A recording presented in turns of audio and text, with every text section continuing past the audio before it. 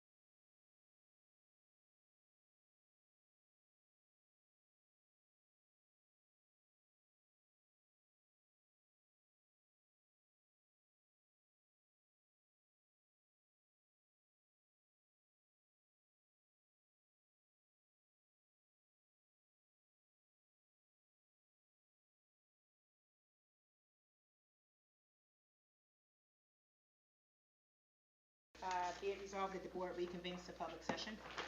Have a motion? So moved. Second? Second. All in favor? Aye. We're back in public session. Student presentation. How are you guys tonight? We're good. Okay, so you're up next on the agenda. Awesome. All right, good evening, everybody. I hope you're all doing well. The weather's getting nicer. We're slowly inching towards spring break. And the high school has been busy as always.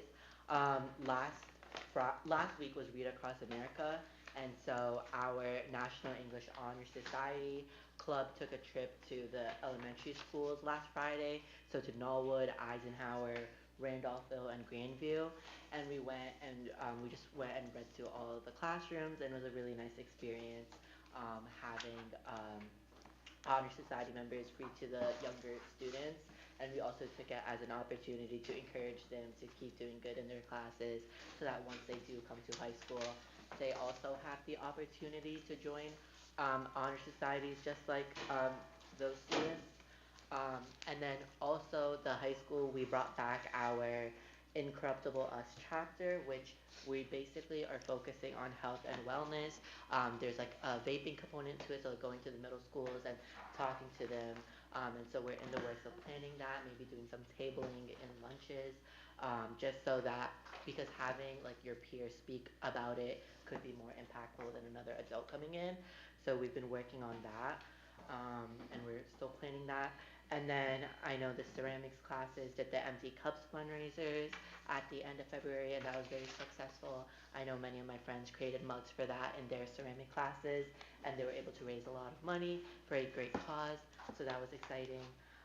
There's also a food bank drive going on all across the high school for Replenish, and it ends tomorrow, and people have been donating cans and boxed items throughout this week and I think the past week, so that they can then donate it to the food bank. The annual coffee house is coming up on March 22nd. So they have auditions coming up for that, and so they're just looking for singers, poets, all that jazz, so that they could present that to the community. Our Day of Dialogue meetings with Miss April and Miss Becky have been continuing, and we've had a lot of progress over the past 2 years that we've done them, and especially this year we've come up with new ideas, and we're potentially looking into suggesting changes to like maybe the freshman seminar curriculum so that they have a educational opportunity to learn about like current events and really immerse themselves in the world at right when they're coming into high school, so that they have a more nuanced understanding of the world, so that they could understand the many like diverse perspectives we have at the high school. The drama club put on an amazing show, The Mean Girls. It was so good. I know some people went like twice or 3 times because it was so good. And yeah, I know they put in a lot of work for that, like the backdrops, everything just so amazing. So kudos to them. And I know the middle schools actually have their showings this week. So Kanakamak has the Addams Family today, tomorrow, and Saturday. So I'm looking forward to seeing that. And then the Black Student Union and Public Forum Seminar held a Black Culture Night at the end of February, and that was their 2nd annual culture night, and I know that was really successful, and many students enjoyed being there. And then Ramadan started on Monday, so that's been exciting for a lot of students throughout the district. And it's great to have like places for us to be during lunch, since students are fasting, so they could like go to the library or the MSA advisors rooms. So there's that throughout the district, which is amazing.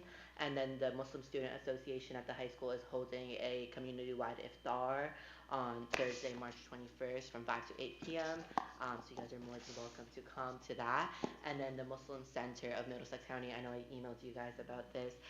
We are holding our annual Interfaith Iftar on Saturday, March 23rd. And it's just an excellent opportunity to learn more about Ramadan, and just meet people and have like a mosque tour, just learn all about it. So yeah, I would love to have you guys there, and that concludes my report. Okay, well, thank you, Rahman. Like Ryan mentioned, the weather has been amazing. I'm so excited for spring. It's also that time of the year where there's so much going on for juniors, but thankfully it's kind of coming to an end. So New Jersey state testing was for juniors actually took place this week. Today was actually the last day. It's been kind of a long week. I did not take the other ones, but today I took it and I was like, oh, I understand what the students are going through. ICCA Club is hosting an international night tomorrow, which many cultures and countries will be represented. So it's a really fun night to learn about the diverse countries and festive activities that's offered. I know they're going to have a DJ and there's going to be food and a lot of volunteers for National World Language Honor Society will be there, so it's going to be really exciting. Psychology Club is having a guest speaker, Professor David Barker of Psychology at Rutgers University, come sometime next week as a guest speaker and just talk about his experiences.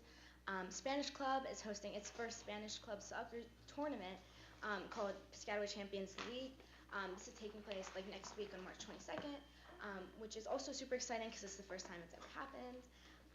Science Night on February 23rd, Science National Honor Society hosted its first ever Science Night. And students from all of Piscataway elementary schools were invited, and over 200 families attended the event.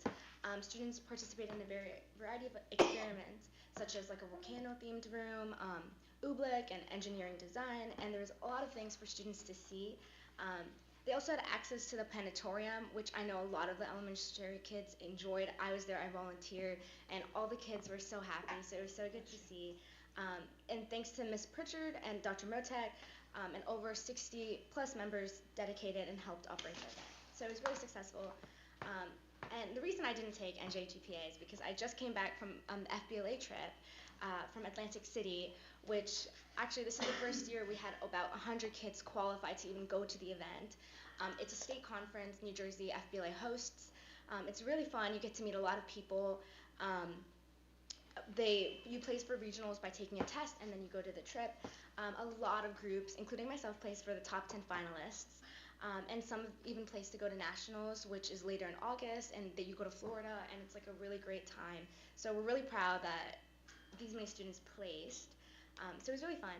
And going off safety ambassadors, which Rahim and I do every month, the coordinator from Robert Johnson came and saw our last time we went to the school, and it went really well, and we got to see the kids engaged in activities, so that's still going on. We have our next one in a couple weeks. Going off for juniors, the SAT was also the last weekend, which I also took, so it was digital, so we'll see how that went, but overall it was pretty good, and that was about it, so thank you. So the FBLA trip, what types of things did the students you guys do? Right, so mine was parliamentary Future procedure. business leaders, right? Yes, future business leaders of America, so parliamentary procedures, so I just saw Parliamentary like starting the motion and all of that, so okay. it was pretty exciting to see how meetings run. There's a bunch of events, business ethics, international business, healthcare and management, like there's a bunch of things you can do. And Ryan, is there a Barcelona exchange program this year? No, I don't think they're doing it this year. They're not doing it this year?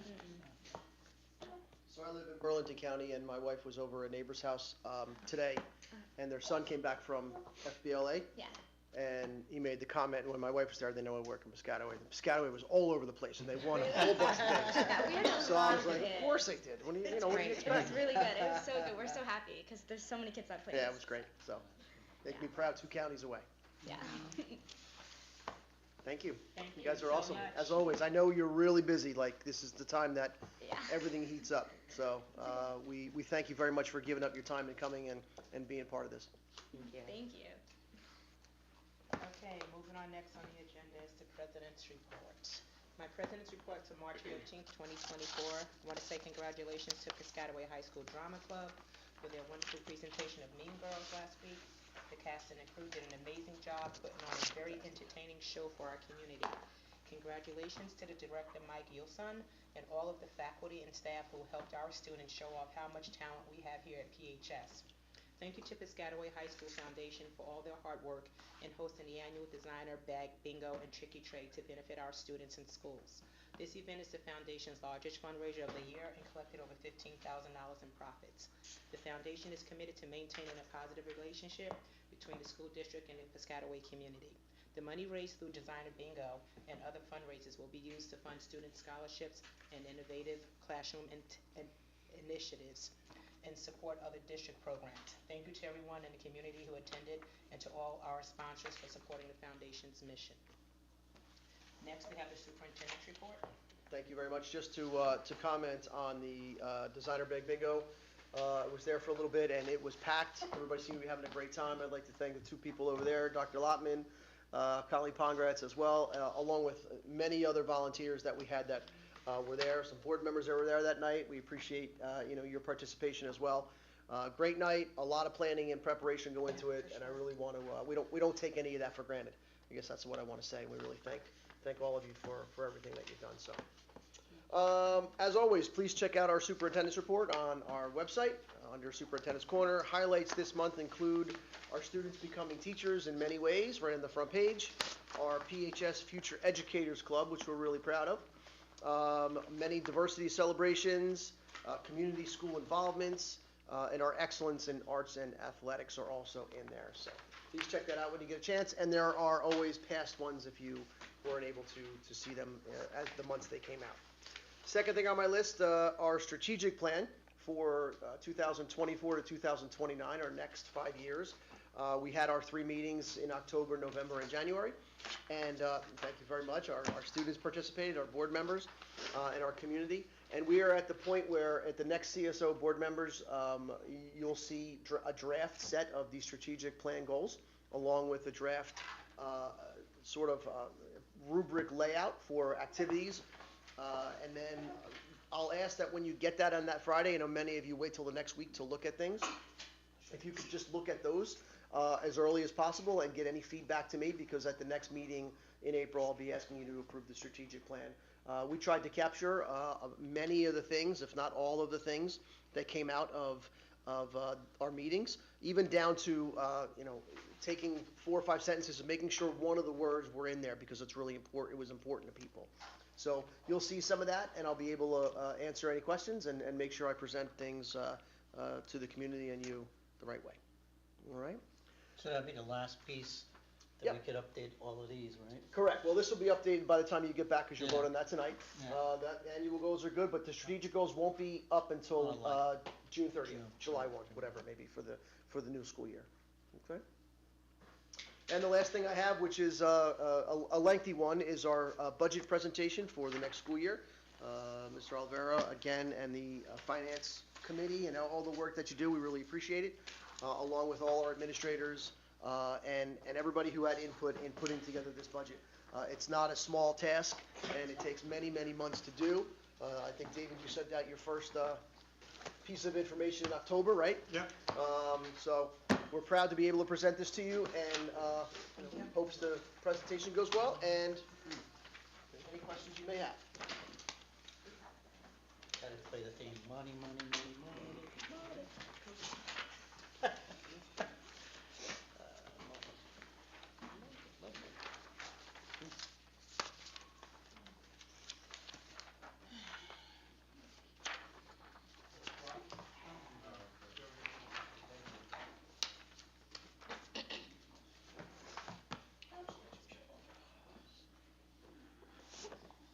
Either one?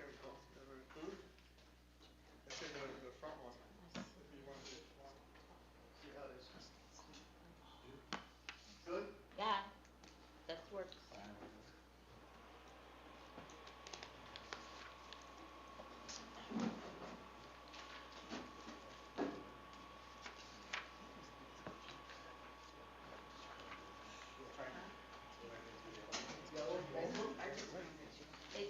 Yeah, because it's a black presentation, so yeah, that's actually better. Not for the, do that? Yeah, no, we're gonna fall asleep, don't do that. Our pupils are getting a workout. I already took a Diet Coke, I mean, I'm good. All right, we'll just do the one. Yeah. Before you get started, would you prefer any questions and comments to be done at the end, right? Or you want us to go along? You can interject. Okay. Because you might lose your point. Well, I would And write if it I think down, we're I'm gonna gonna write answer down it my later, questions then- on the side so that you can have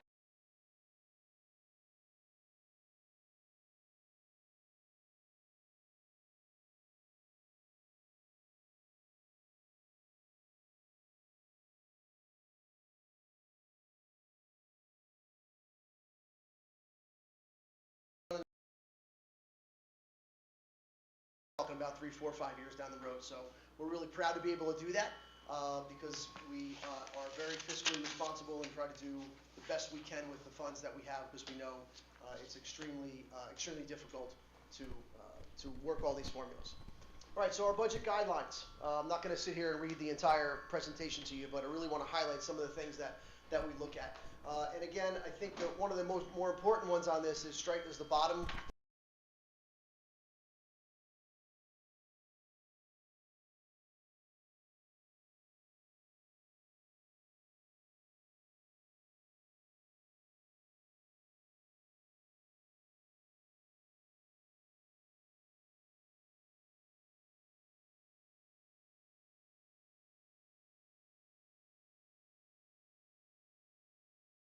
Athletics, all the things that we do, our clubs, we really try to make sure that everybody feels included and everybody has a place here in Piscataway, no matter what. So these are the guidelines that drive our budget, okay? The New World, curricular instructional programs, district technology, of course, special education, and again, I pointed out the counseling and SEL services. Next slide, again, what I consider the most important part of my job, right, is the safety and security of everybody in the district. We talk about that a lot between the fiscal committees, between the schools. We have our drills. Dr. Lottman talks with the principals weekly from every building, weekly about their drills, about their safety protocols, our yellow shirt safety officers, our black shirt safety officers at the high school. We do a really nice job.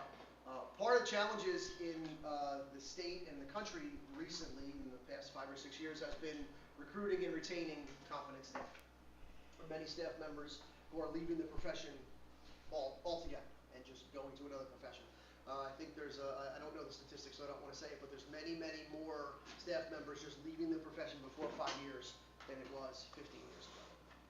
So we need to be able to recruit and retain these people. So what I look at it, if you remember the presentation from Lanice, where Dr. Gray's equity survey is that, is this a nice place to be, right? Do people feel comfortable here and want to be here? Do they feel like they're being taken care of socially, financially, given the support so they can do their jobs? And we feel we do a good job of that, right? Joe Thomas here. We do okay with that, Joe? Yes. Yeah, okay. Didn't mean to put you on the spot, but hope you didn't say no. He was shaking his head. Yeah. Health benefits is a big cost. The investment capital for maintain the school buildings and the fund balance, the capital reserve, which David will explain. So what drives our budget? Yeah. Just for the benefit of the public, Yeah. I'm going to flip-flop the lights so that the camera can pick up the presentation for the benefit of the public. Okay. With the camera. And you all have it in front of you. Yeah. That's not too bad. That's Here. perfect. Yeah. Okay. Better, Stephen? Okay. So what drives our budget? The state and federal mandates, of course. And again, many of these federal mandates and state mandates come and they're not funded, right? So they'll tell us we have to do something district-wide and not give us any more money and not change the formula for how we can budget throughout that. Our enrollment, and David again will explain our enrollment, how that kind of figures into our budget and how we get money for that. Our staffing needs, our salaries and benefits, our greatest resource is our people, and it takes about 70% of our budget between the salaries and benefits. New Jersey Student Learning Standards, technology, security, and special ed. And we prioritize based on the available revenue, what our needs are from year to year. And if you look at the strategic goals from the past 5 years and the ones that you'll see for the next 5 years, they're very general because from year to year we don't know what our needs are going to be. We couldn't have predicted 8 years ago that COVID was going to happen and then all of the things that came after that. So we prioritize based on the needs that we have for the coming year. And we try to predict in the next 3 or 4 years what we're going to need for buildings, what we're going to need for our kids, and what we're going to need for the curriculum to succeed. Okay. All right, turn it over to the money guy. Dr. Ornelli, Yes. just one question is that, so we, the district, prioritize on available revenue, and I know David's gonna get into that, but in this year's budget, when you guys were putting it together, what doesn't it include that you would have wanted it to include? Specifically things that we could do to the buildings. Okay. All right, and there are many projects in the building. I mean, we have, I'm sure you've seen it in your fiscal meeting, Tom. We have a list of 10 major things that would encompass $40 million, right? Some of those things we're not gonna be able to do, right? So if I had my druthers, it would be all of those things, right? Bring our bathrooms up to ADA compliancy, put all safety door locks on there, you know, all of the locker rooms, okay, all of the baffling in the gyms, you know, things like that.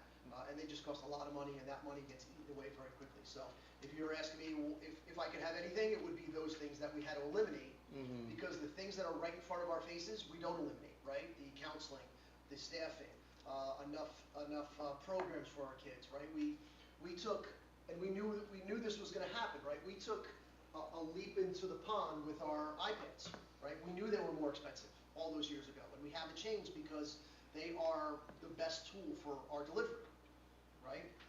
We took a leap into the pond knowing the academies were gonna be expensive, right? Because some of the academy classes are typically a little bit smaller. As they get older, they kind of specialize, right? But these things are really, really important to the growth of Piscataway and why people wanna be here. So like we take those things that are right in front of us and make sure that we do fund them, and the things that we can't, like you asked, or we kind of pick away at, you know, we do because of the creative, you know, budgeting and finance that David and his team does. Okay, so we'll start out with the revenue side of the equation. So this just gives you a sense of who's footing the bill for the education here in Piscataway. So the taxpayers pay just under 73% of our general fund budget. State aid this year did go up. I'll get to that in a minute, but that is funding just under 19%. We use fund balance, which is excess money that's left over from one budget year. It has to be used to fund operations in a future budget year. That's about 5%. Miscellaneous revenue was things like our solar energy credits, interest, facilities rentals, tuition revenue, subscription busing revenue, all that adds up to just 2% of our budget. So, you know, we do a lot of great things there. We have some pretty good miscellaneous revenue sources, and because of the scale of our budget, it's still only about 2%. And then other state aid is primarily what we call extraordinary aid, which is specialized special aid for special education students that exceed a certain cost threshold. So kind of your high cost special ed students. So the tax levy, the biggest piece of the budget. The tax levy can only go up 2% in a given year. There are a few waivers.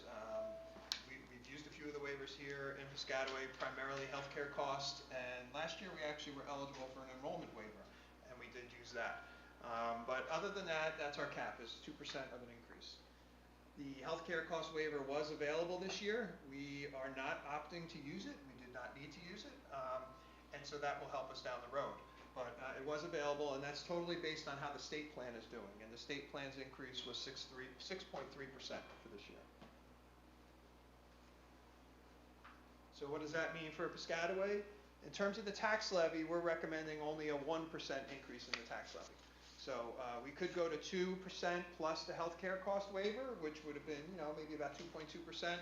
We're only recommending 1%. And I'll talk more about that as we move through the presentation. David, could you just quickly, though, explain that healthcare cost waiver? Because, you know, you throw out 6.3% increase in the state and boy, what does that really mean? It means that we can't get the cost. What does it mean? So the healthcare cost waiver allows you to go over the cap if the state plan increase is more than 2%. You can go over the cap for the difference between how much the state plan went up minus the 2%. So the state plan went up 6.3%. So the amount over 2%, which is 4.3 percentage points, you can go over the cap up to 4.3 percentage points. And then levy that with the tax. Yep. With the taxes, Yeah, that's what I was trying If to the say. state plan only went up 2%, there would be no healthcare cost waiver. If our costs, our internal costs, only went up 2%, even though the state plan was higher, we couldn't use the waiver because our costs didn't go up above 2%.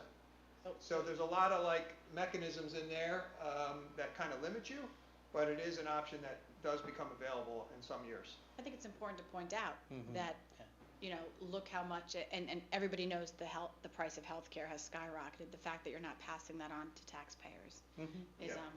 We've had, the last 2 years, we had fairly difficult years. The board members that have been here for the past 2 years know in health benefits, and we've seen a bit of a stabilization, which is great. And so our projection for next year means we don't have to raise the rates very high, which is great. But last year, we did use the And cost. the last 2 years, unfortunately, We yeah. did use the cost waiver last couple of years. But the years before that, we had a benefit because it was COVID and Yeah. people weren't going to the doctors, and then because of that, the next 2 years were, everybody was going to the doctor, and that's where the. Our long-term trend is pretty good.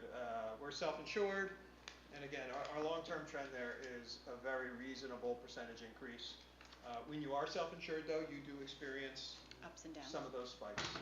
I was talking to our broker, actually, as we were going through these numbers a couple weeks ago, and we have a new broker that, the board approved last year for this current school year, and they were telling me last year our results were so poor that we went over our stop-loss insurance, and oftentimes districts that are self-insured will go over that for an individual. So we have stop-loss insurance for an individual, like David Oliveira's expenses went over a certain amount, and then we have it for the whole district. Last year was the first year the whole district went over, since I've been here, but also for this particular broker, of all his self-insured clients, it's the first time he's ever seen any client go over that stop-loss threshold. So that gives you a sense of how bad that year was for us.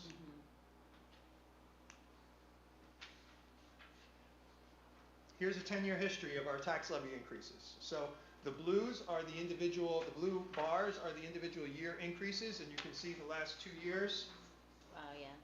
we were 3.8% and then 4.3%. This year, we're recommending 1%. The orange line is a 10-year moving average. So at this point, looking back 10 years, our average increase has been 2.2% per year. So right around what the tax levy cap is. And Those last 2 years were the combination of 2% and a waiver we were able to get. Correct. And, considering the way some costs have gone, we've managed the budget, pretty well over that 10-year period with a 2.2% average tax levy increase. So here's a summary of the actual numbers. Our tax levy was $103 million in the current year that we're currently operating in. A 1% increase is a $1 million increase, $1,030,629, and you can see total is $104 million. We do not have any bank cap available. I'll have a slide where we talk about that. And then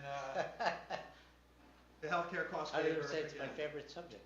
Yeah, exactly. I usually do say that. The healthcare cost waiver, we're not recommending that we take this particular year. As a matter of fact, you can't actually use the healthcare cost waiver unless you raise your levy at least 2%. So Okay. we're not even allowed to use it until we go up at least 2%. Right. But we will be generating bank cap. So the fact that we're only going up 1% this year, and that we're not using the healthcare cost waiver, that money is going to fall down into bank cap, which I will explain on the next slide. So bank cap is if a district does not raise the tax levy to the maximum amount it's allowed to. So in this case, next year we're going to do 1% instead of 2%. And we're not taking the healthcare cost waiver. So that differential of money there, we get to save and keep it available for 3 more budget years. So, if I say next year, we're really moving 2 ahead. years. If in 25, 26, when we're doing that budget, we need more funds, those funds will be available for us to go and add it onto our tax levy. The taxpayers, have to pay at that point, but it's available for us to use should we need it down the road. How does that get generated, the bank cap? It's purely based on so again, this year, the maximum tax levy we could have Right. achieved was the $1,030,000 plus this $1,366,000. So we could have raised the tax levy almost $2.4 million this year. Okay. We're only raising it about $1 million.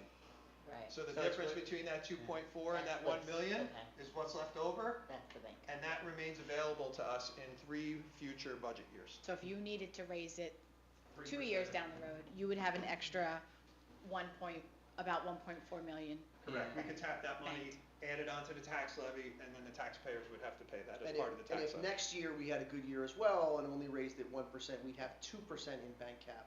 Gotcha. that the following year, if we needed to, we could raise it 4%. So, Yeah, and it's a percentage below the 2% cap that gets Gotcha. changed into real dollars that you put forward, and then later on, if you want to ask it from the taxpayers in the future years, that's what it is.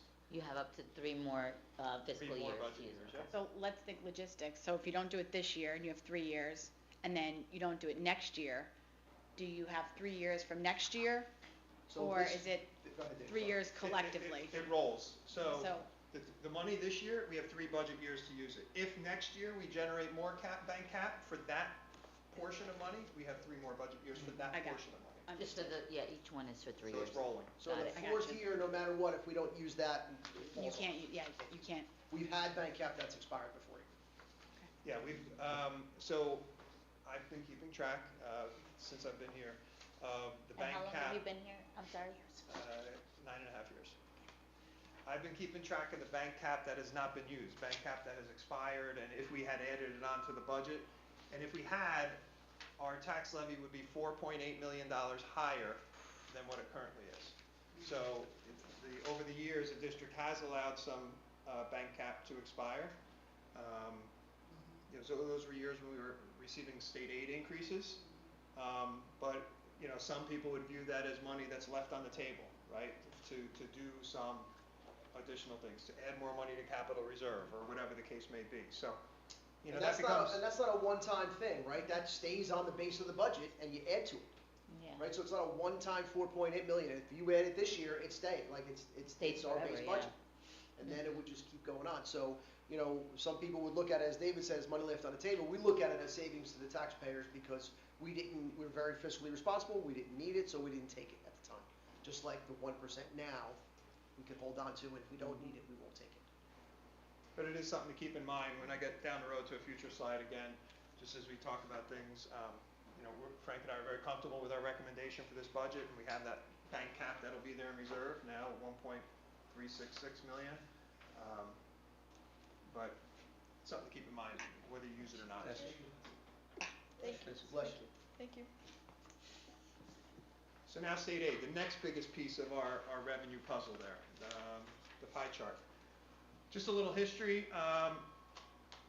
6 years ago, there was a Senate bill called S2 that implemented a change in the funding formula over a 7-year period. Next year, 24-25, is the 7th year of that implementation of that formula. For most of that period, and even a little before that, we were receiving state aid increases from 2015-16 till 22-23. Last year, we had a decrease for the first time in a long time, and it kind of caught us off guard. That's the vagaries of the formula, which I'll try and explain a little bit as we move along. So we had a long run of state aid increases, 1 year down, and then this year, we got a nice increase. So there's just the last 5 years, kind of smallish. Our increases were bigger the couple of years prior to this, but 500,000, 700,000, then we went down to 500,000. And this year, we have an increase of 4.8 million. So the formula really benefited us this year. There's a chart of what percentage of our budget is funded by state aid, and you can see that kind of gradual progression, our little drop off in the current year that we're in, and then for next year, it's going to a much bigger piece. So in the year we're in, it was about only 15.6% of our budget. Next year, it's about 18.6. So And that that- 4.8 million increase helped us a lot. Which is why we can lower the Which tax. is why we can keep the tax levy lower, Yeah. especially after 2 years of a tax levy increase of 3.8 and then 4.3%. Again, Frank and I were comfortable moderating that increase for this year, resetting where we are, and knowing that that money is available in bank cap should we need it in the next year or 2 or 3. When the state makes their decision. And I just want to make a comment about, once these figures come out, state aid, is that you start seeing a lot of articles about it.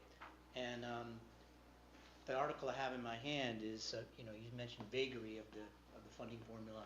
It's like winners and losers. And why is it that right next door in South Plainfield, they got a decrease of $3.5 million. So, so here we are getting that. A and they're district doing- half our size, Yeah, and last year they got an increase. Yeah, and so what I'm saying is, it's just like one size doesn't fit all. It's kind of you gotta think about it, that there's a. Well, there are many lot going districts on. that are very upset Yes, with their loss, because then they have to make the tough decisions. yes. And we're very lucky that they decided to fully fund, what they haven't been doing. Yeah. Do we know what the factors are for the formula, or Great do question. they? Nobody really knows. We're supposed to know, but it There, doesn't make sense. it's the biggest question Yeah, out we're there. supposed to know, but. We know a It's like lot, the boogeyman. but it's not very predictable. I'm gonna talk about a little bit of that as we move along here. You might know more than you want to by the time we're done. Again, so this is a 5-year, just a chart. So uncapped SFRA aid is if, SFRA is the acronym for the funding formula. If that was run in its full and run and all the money distributed as the formula says, you can see 4 years ago we would have been entitled to over 27 million. The way the formula spit out the numbers, it went down to 22.5 million. This is why our increases started to moderate. Then it went up again a year, and then a 1.3 million drop, and that's why we ended up losing money in 23-24 in state aid. And then look at the jump again in the aid, $5 million increase in our what they call our uncapped formula aid that we should receive. And you see our actual state aid figures. We were underfunded, 6.3 million. Then somehow, all of a sudden, we were only underfunded by 874,000. Wow. Really erratic. Last year, the current year we're in, they said we were overfunded. Now, they're claiming we're fully funded, as per the formula.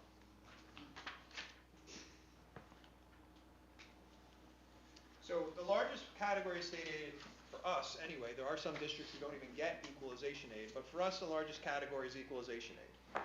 And what are the key factors in determining that calculation? One is your enrollment. Two is the characteristics of your enrollment. How many free and reduced students do you have? How many limited English students do you have? Then we get into the areas that get really difficult to predict and assess, and that is property valuations. We always talk about ratables, average assessed home price in town. The property valuations for the entire town are analyzed as part of the formula for all towns in the entire state. And so the state of New Jersey, in determining their school aid, uses that.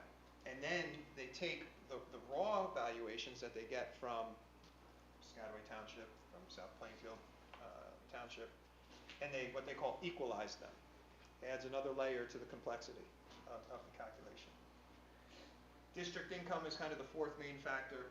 That is merely how much did all of the residents make in Piscataway based on New Jersey tax returns that were filed. That's all that is. The problem with that data is it's a 3-year lag. Okay, so for the formula for our state aid for this year, I think it's using 2021 data. Okay. Really not relevant for us, but without using the name of the town, David, tell them about the lottery winner. Oh, yeah. Really interesting. So they actually had a Senate education hearing today on the funding formula and revisiting it. Right. And one of the superintendents that was speaking, he was happy because his district got an increase, but he was talking about a neighboring district that the district income factor spiked significantly, and it sounded like it was a small town, like, smaller than Denellen type of thing, right? I think kind of in Western Jersey. Their district income spiked so significantly, they said, what's going on here? They said, did Bill Gates move into town and we didn't know about it? And they actually dug deeper, and it turns out in that particular year it had not happened. But I guess they also started to look at the future, the upcoming year, tried to assess that, and they had a New Jersey lottery winner who won $2 million. That's crazy. That's So terrible. your That would income impact is your total not, district yeah. income in that subsequent year. So I asked him to tell a story because there's factors that one little thing could throw off a lot of think it's things. part of the calculations. Right. Right, and then, So he asked, do we know the formula? We think, but Well, And, sorry, Tom, just one more thing, and the property valuation, similar type of stories. You have, think of these shore towns. Yeah. You know, they have a house that's run down and it's sold and it's rebuilt and it sells for $6 million. Yeah. Right. You know, in a town, in a big town like Long Branch, maybe it doesn't have an impact, but a small, tiny, you know, beach towns, Cedar Point or whatever, Harvey Cedars, whatever those towns are in LBI, you know, it might have a significant impact in that property valuation number for that township. Yeah, what I was gonna say is that we're fortunate, you know, David and I have had conversations over the last few days, and, you know, I've been in his office, and we've gone through the formula, and we're, you know, trying to figure out where the, you know, the multiplier factors come from for property valuations and district income, but at the same time, you know, using the leverage of the New Jersey school boards, the Middlesex County, and at the state level, we're very fortunate that Senator Vin Gopal got reelected from Monmouth County, and he's in Long Branch, in which some of these things happen, where people move in from New York, and all of a sudden the district income goes way up, just like lottery winners, et cetera, so he's aware of it. But at the same time, since it is so contentious to what you said about people, you know, being published winners and losers, and no one, if anybody tells you they understand the formula, they're lying, is that I felt compelled to in a Zoom meeting with him, to point these things out to him. Also, you know, in my role as the Vice President of Finance for the New Jersey School Board Association, and with David's help, and, you know, they need examples. There was a hearing today, because they are at the end of S2, and they are discussing, can we fix it? Because as we discussed before, each year they just can't put stabilization aid one time to try and fill back the, you know, the quote-unquote losers. So what I'm saying is that I felt compelled the other night to write a public comment that David called me today and said, Tom, they mentioned Piscataway's public comment in the testimony today. So we were an example of how we swung from this 500,000 to the other time. And they need those examples, because our state senators, you know, they serve us, and they want to fix it, but too many people will not tell them like what the data is that they're getting individually and so on. And so that's why I'm very appreciated of David being on the legislative committee of the New Jersey Association for School Business Officials, and then everybody here getting involved, you know, legislative committees and things like that, because then the people that are making these decisions get good information and can try and, you know, make it right going forward. And hopefully there's good momentum. I'm not of the opinion that the formula is broke. I think Yeah. it is a good base, and that it just needs to be tweaked a little bit. It's never going to be perfect. You're dealing with imperfect information, but hopefully there's some good momentum to kind of make some suggested changes that might make it More predictable? more predictable. Yeah, exactly. You know, more fair. You know, fair is in the eye of the beholder, but you know, more predictable would be helpful. Right. So what drove our increase in state aid? Again, the 4.8 million. Couple things. So the per pupil rates that the state used in calculating the adequacy budget and some of the other calculations went up 5.8%. Now that didn't just help us, that helped everybody in the state, but it surely was a factor in our individual calculation, that absolutely helped us. And our projected resident enrollment increased by 29 students. I have a couple of graphs on this that I will try to explain, because in general, our generalized trend is that the population was decreasing. Right. It's kind of stabilized a bit, and it's predicted to go down a little bit more, but at least it's stabilized, and that helped us. So here's 7 years of enrollment. Right. Okay, K to 12. All these numbers are exclude the preschool. So you can see 2018-19, we were 7,061.5 students. We dipped as low as 6,793, and these are the 3 years of a bit of stability here that I'm talking about. We're at 6843.5. Next year projecting out to maybe 6850. I arrived in 2014 and there were 73 and change, almost 7,400 kids. Dave, just a K to 12, not pre-K. quick question on the enrollment. So the equalization aid is equal to the adequacy budget minus the local share, which was we're talking about through the property valuations. How has this enrollment affected our adequacy budget? Has that changed dramatically? It has, but mostly due to the increase in the per pupil rate. Okay. Because our enrollment hasn't changed, you know, it went down a few years ago. But even if you look at a 5-year period, 6797 to 6850, that's a fairly tight range. Mm-hmm. So it hasn't been so much driven by that. It's been the per pupil rate that has driven up the adequacy budget. Okay. And the reason we're not including pre-K is because that's funded separately. Correct. Yep. It has its own grant system, right? Yes. Mm-hmm. So a couple of the categories I talked about, LEP and free and reduced. So our LEP students in the last 5 years have gone from 484 to 584. So 20% increase, still growing. When we get to the staffing, you'll see that drives some staffing decisions we make and how we try to deal with that population and to better serve them. And, you know, we've talked about this. We had big concerns a couple of years ago coming out of COVID about are people going to fill out the free and reduced lunch applications, were they used to just free meals and would they not fill them out? And they have, thankfully. So thank you to the community, to the board, to everybody, the district administration that has really kind of sent that message out because it's important. You know, this is the kind of thing where I'd love the percentage to be 0, but the reality is if there's a need in the community, you want to make sure that people are filling out the forms so that we're receiving funding to help address that need. And our free and reduced percentage, the first year coming out of COVID was 35.1%, then it was 36.1%, and in the current year it's 36.9%. I heard from other board members and in not even in Piscataway, but that even if you don't qualify, that people should be filling out the questionnaire, even if they're not going to qualify for the free and reduced lunch. Is that correct? Does that somehow help us as a district? Well, the reason why we do that is because we don't want people to just assume they know the numbers and that the calculation will work. Okay. So it's confusing charts. It's confusing for some folks to even understand whether they will or not qualify.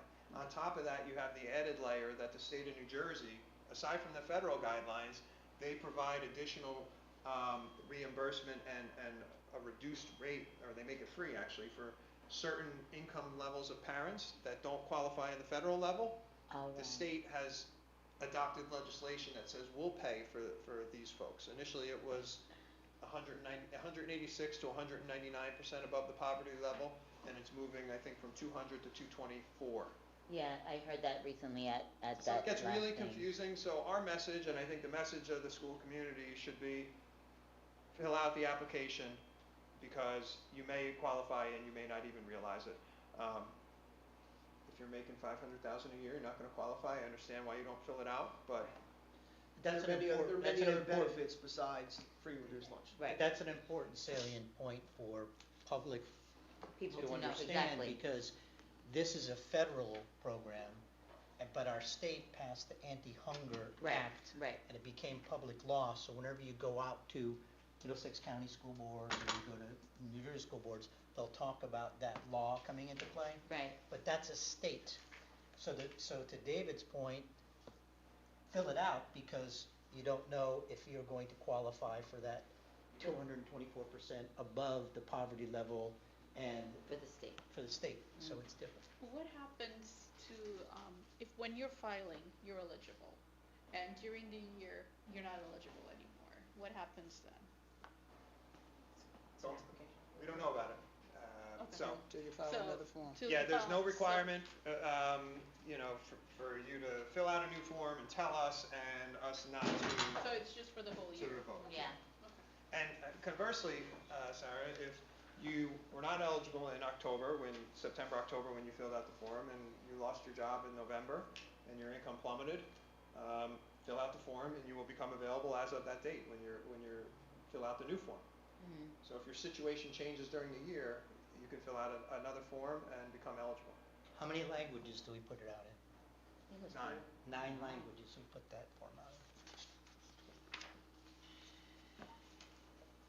Okay, so here's the same chart with a little bit of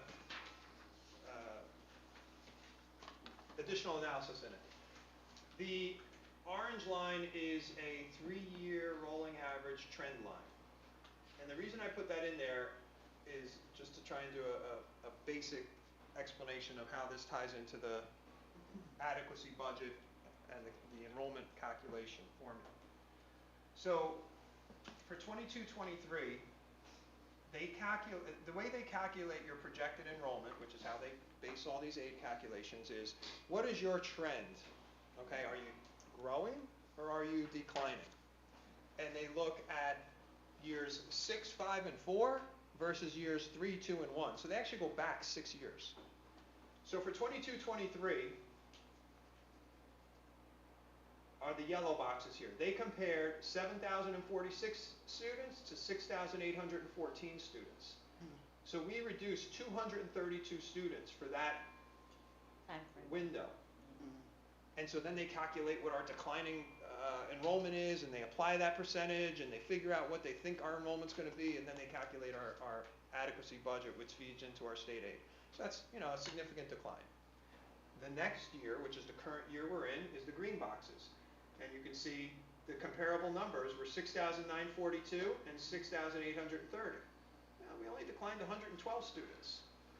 Okay? So again, it was a flattening curve. Okay, we're not declining by as much. That helped us in our projection, helped us in our state aid calculation. The last one is the current budget year we're talking about for 24-25, the light purple boxes. 6,853 versus 6,824. Pretty much the same. Projected decline of only 29 students, which is virtually nothing when you're talking about 6,850 students. So that minimal decline in our enrollment because of this flattening of the curve helped us in the calculation of equalization aid. Okay? A lot of numbers, a lot going on there. Any questions? Makes sense. Power on. We're talking about equalization aid. Tom mentioned it a few minutes ago. So they use that enrollment. They project forward of what our enrollment's going to be based on those trends, and they calculate our adequacy budget. They throw into the equation free and reduced population. They throw in limited English proficient population. They throw in their per pupil cost, and they come up with an adequacy budget.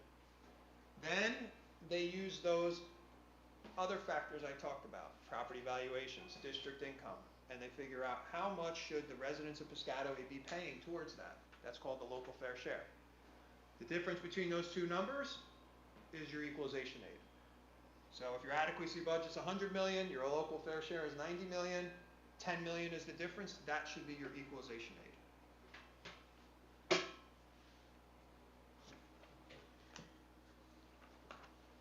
Okay, and so here's a 5-year trend of how that's been going.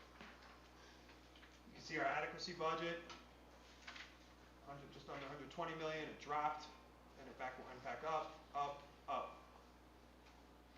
Local fair share was pretty stable, went up 5 million, went up 11 million. Again, this is the year that hurt us. Yeah. The calculation, all of a sudden, our local fair share went from 109 million to 120.6 million. And then for next year, they're saying it's 125 million. David, in theory, what is your thoughts on the local fair share number that the state generates in relation to how much we are able, because we talked about tax levy, we should be, we collect. In other words, the local share is always higher than what is being collected for us in property taxes. Right. In Piscataway it is. That's not but I'm always saying in fixed. theory, yeah, that's what I'm saying, but in theory, what's the relationship? Is there a relationship, or? It's an indicator. It's It's an an imperfect formula, but it's an indicator. Yeah. You could make the argument, again, going back to bank cap, Right. Right. you could make the argument that we shouldn't have declined that $4.8 million over the years in the tax levy. Because we're only raising, what are we at, 104 million? They're saying Yeah. the taxpayer should be paying 125 Yeah, that's what I'm million. saying. So Right. we're already below. Yeah. Right. So there's an argument to be said, we shouldn't have left that money on the table. And you know what, David? It's your We should fault. go to 2% plus the healthcare cost waiver this year. Right. And ordinarily, I'd make that argument. I'm okay not making that argument because it's there in bank cap, and I might be coming to you next year and saying, well, you need to take that money. Yeah, right. But there, you know, that's part of what the legislators wrestle with, is Right. those instances like this where our tax levy is less than the local fair share. Right. And so, you know, they get confused and, you know, why? In the hearing today, this blew my mind. The formula for Atlantic City Public Schools calculates that the taxpayers there should only pay $30 million. Their tax levy is $77 million. So they're actually taxing their residents $47 million more than what the formula says they should. Oh, wow. Wow. And, you know, you can see the formula changes over, you know, in 5 years, this local fair share changed 21 million just for us. So those things happen in districts like that, in any district. But in Atlantic City, what was noted on the call was, you know, their property market suffered significantly worse than, let's say, Piscataway or Yeah, Franklin yeah, or, yeah. you know, East Brunswick in any property market declines. So that input into the equation gave them a smaller local fair share, and they were already collecting that higher level of tax. So, does the state ever say, like, in part of their argument, well, you should have levied higher taxes, so why should we equalize if your fair share is not what it should be?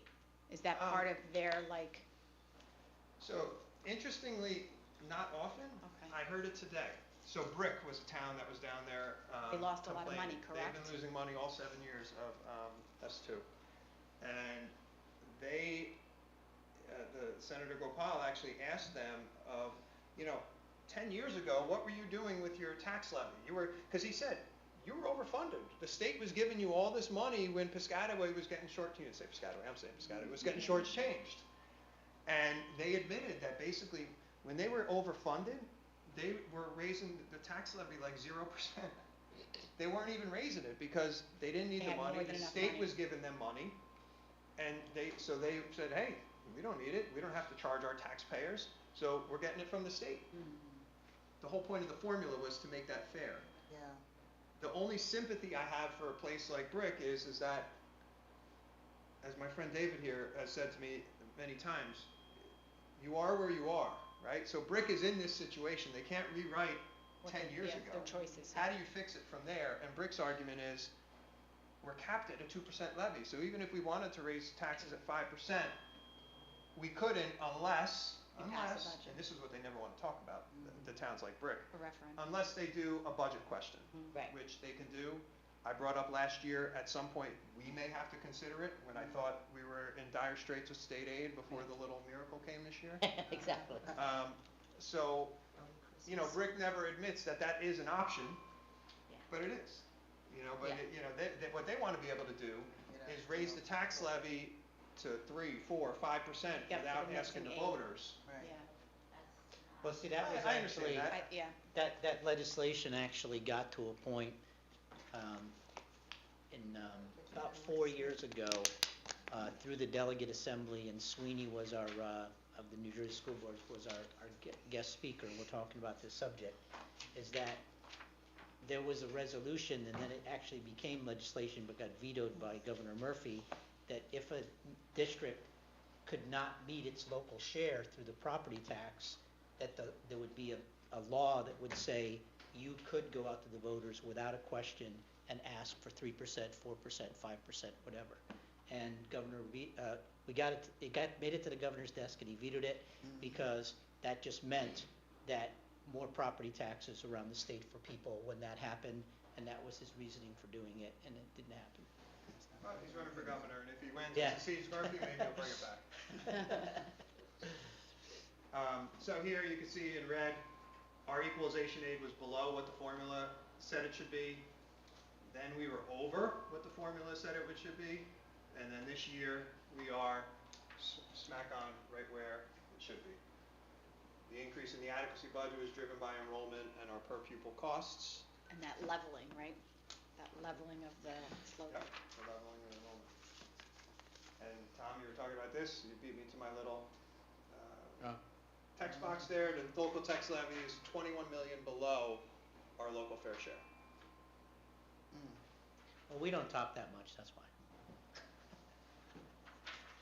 Okay, so what did we do with this state aid increase? Okay, in 1 year, we went from a 530,000 deficit or reduction to a 4.8 million increase. How did we spend it? What did we do? So, first off, prior to us knowing this, when Frank and I were reviewing and the administration, the full budget, we were gonna use some of fund balance to pay for some of our recurring expenses. Not a best practice. I was comfortable doing it. Again, we were gonna view next year as a reset year to figure out where the money was. Getting the extra state aid, we don't have to do that. So all the recurring expenses, the salaries of all our staff, is covered by recurring revenue, to the extent we can count on state aid, but it's covered by recurring revenue, not fund balance. So we were able to make that adjustment in the budget. We have a few new staff requests, that's funded with recurring revenue. We didn't have to use fund balance for that. We'll get to that slide in a little bit. In the current budget year we're in, we took a maintenance reserve withdrawal to help fund the budget. We were gonna do that for next year. We don't have to do that any longer. So we'll keep that money in maintenance reserve, save it for another rainy day, rather than using it next year. Interest income, we've been making a lot of interest income, because interest rates are high. You don't know where they're gonna be in a year. So we budgeted that conservatively, because of this extra state aid. You know, we didn't have to be as aggressive with predicting our interest income. We could kind of pull back the reins a little bit because we had the state aid. And what did we do with the fund balance? This has always been our best practice of trying to allocate it to one-time expenditures. You know, things that if we didn't have fund balance, we could survive without it. You don't have to cut teachers, you're not using it on salary. Exactly. We try to avoid that because that's the last resort of what we want to do. So instructional technology, maintenance, upgrading maintenance equipment, things that we need. I'm not going to tell you that we don't need them, but if we had to cut them, we could. You know, some excess transportation costs, so we've kind of put some money in there, not knowing where transportation is going to go. We've had a decent year with it, but you never know. And inflation hedges, and what I mean is that costs keep going up, so you know, fund balance helps to protect us against that in case benefits are more than what we're currently projecting, or tuition, out-of-district tuition, which is another big line item for us. I'm comfortable with what we budgeted, but the fund balance gives us an extra level of comfort. The impact of the state aid increase, these are just two anecdotes. Tom stole my thunder earlier, mentioned South Plainfield. General fund budget of $75 million. In the current budget year we're in, they got a $6.5 million increase. I mean, it was Christmas for them last year. When the state aid came out for next year's budget, they're losing $3.5 million. So just talk about that, you know, think about that swing in state aid from 1 year to the next. For a district that's, you know, 25% smaller, 30, even more, you know, 40, 50% smaller than us. And then I put a quote up here that I found in the paper, you know, about a South Jersey superintendent. I think this particular district superintendent was losing like $6 million, a big district. You know, we were in utter disbelief. We thought that perhaps it maybe was a mistake, and when we double checked that it wasn't a mistake, our disbelief turned into shock and devastation. Then there's hard decisions, yeah. Yeah, so $6 million, even if you have $3 million in surplus to cover half of that, it's still people, it's still jobs, it's still, you know, it is devastating. Yeah. So, remember, this has always been our approach, but despite the windfall for next year, you know, we have to remain cautious with the budget and the tax levy. We'll keep all these factors in mind. Very comfortable now with our budget going into next year, but it doesn't mean that we won't be sitting here next year having a different conversation. Right. We just don't know about state aid.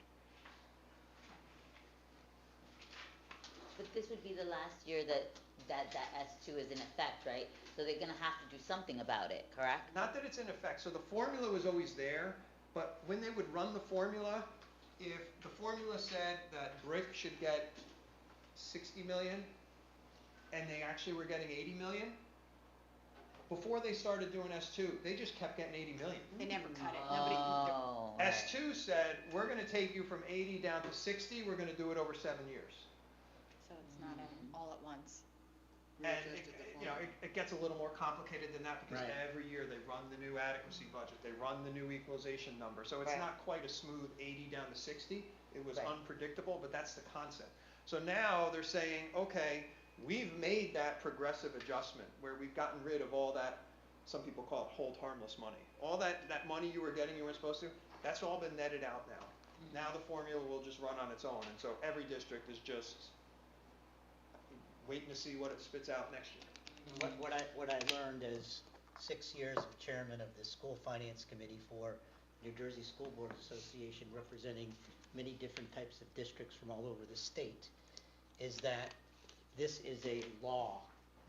And so if you want to change it, Has to be it's 2%. very difficult, and that's why you need data from all over these geographical areas and inform your legislatures of how you're affected. And that's why I said, again, I think it's very important now that the governor makes a statement that said, at the end of S2, we will look at this formula, which means there's an opportunity to take recommendations and change it, but it has to go through and become law again, and that's what you're up against. And so, Just a few bits about our ratables, which is another word for the valuation of the properties in town. 60% of our properties are residential, 27% are industrial, 9% are apartments, and then the rest is other, commercial, vacant land, etc. Piscataway is very up to date. There's districts that haven't done towns that haven't done a revaluation in 40 years, 50 years. That affects the money. That has an unknown impact on the total valuations by town across the state, yes. Because they try and back into, that's when I said earlier about equalized valuations, they try and back in to make sure that they're comparing Piscataway's apples to South Plainfield's apples, not to South Plainfield's oranges. So that's what they try to do, but it's too confusing to really get it right when you have so many towns that have not revalued in so long. And, it costs Piscataway money, and I know sometimes it hurts to be doing the right thing, but they are doing the right thing. The revaluation and updating 20% of the properties in town every year, they're doing on a 5-year rolling cycle. It's the right thing to do. Every town should be doing it. Right. Our rateable base, residential properties, and industrial, because they're the biggest portion of the base, they always account for the biggest increase in the valuations.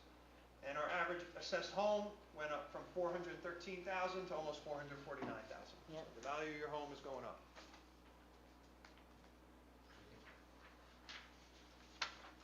So in summary, of the revenue piece, New Jersey school aid funding formula is, quote, fully funded. State aid is unpredictable. We talked about that. We talked about the tax levy increases and how they're limited. Bank cap, and I left the last bullet point in there. It's not directly relevant to us this year. I don't think it'll be relevant next year. But there are districts it's becoming more and more relevant. More and more districts, in my opinion, are going to hit a point where they're going to be at cap. They're still going to need more money, and they're going to have to put budget questions where I live. This is the second year now they'll be doing it. Budget questions to raise money above the cap. Right. Because they're saying they don't have enough money to pay for what they have. And certainly not if they want to add a guidance counselor at the middle school or whatever they might want to add. So I think more and more districts are going to end up there.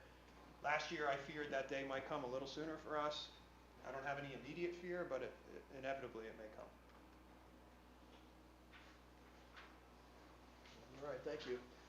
So the next couple of slides are about educational initiatives, and if you'll notice on all of the slides, the word program isn't on there. Right. We really try to make sure that we take our time, really do the investigation and research on things that we want to bring to Piscataway, so it's not a fleeting thing where we're doing something for 2 years, we're doing something else for another 2 years, we're doing something else, because then the parents, the students, the staff members are like, well, what direction are we going in?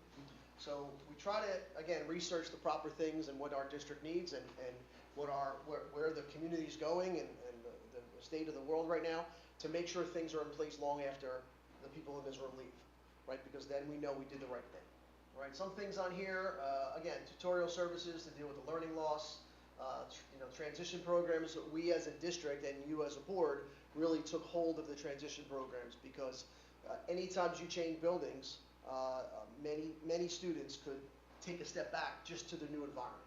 So the transition years are really, really important, particularly the transition year from 12th grade to what's next, whether it be career, college, 2-year, 4-year, military.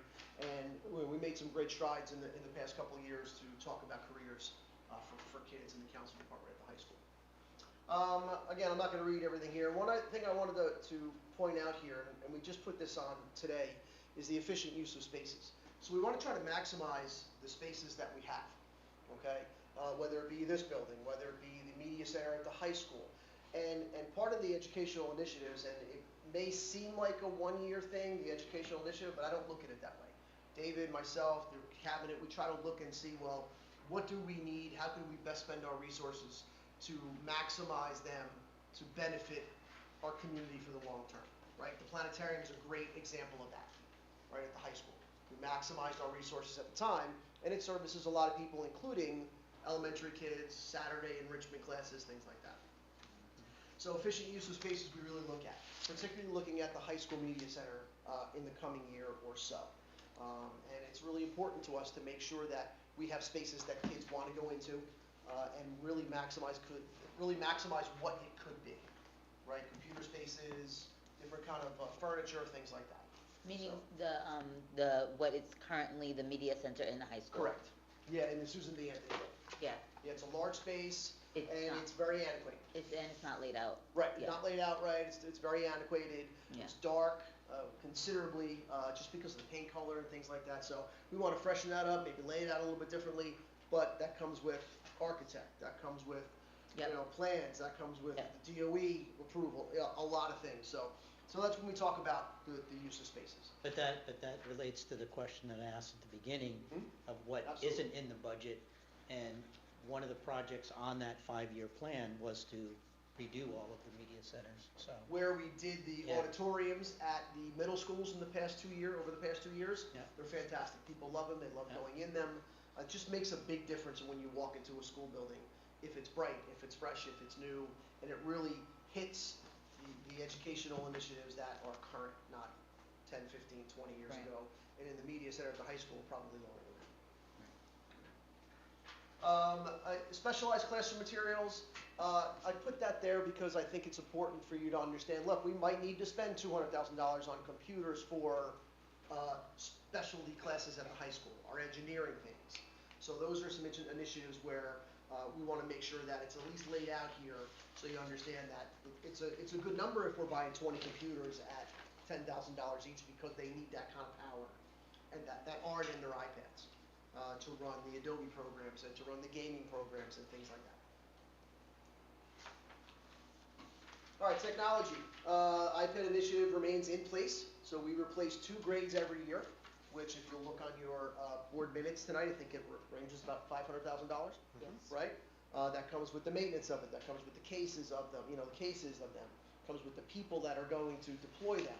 So that's a big initiative that, I'm here 10 years, so 11, 12 years ago, the district dove into, understanding it was going to be a long-term, expensive endeavor, but it still is the best use of the one-to-one scenario that we have. And do we purchase those or do we lease those? We can buy 'em. We buy them. Yep. Yeah, so tonight we'll be We're buying new looking to ones. buy 2 new grades. And what do we do with the one, do we put them on the lower level We recycle them and to the yep. younger? I see, good, And when they're really low functioning, we sell them. understood, smart. The last 2 bullets are really important here. So the cybersecurity initiatives and what we just sent the letter home about is the safe and appropriate use of artificial intelligence. Yep. It's a never-ending cycle. John Barchoff is in Glenn's office, Dr. Lotman's office, every week talking about security. He meets with David once a week on Mondays and his group to talk about these types of things and what kind of money it takes to run a district our size and to keep us safe. Right? We hear every once in a while, and unfortunately it's getting more common, we read in the paper that a district or a fire department, a police department, or whatever it may be, was held hostage from a cyber attack. So we try to make sure we're as defended against that as possible.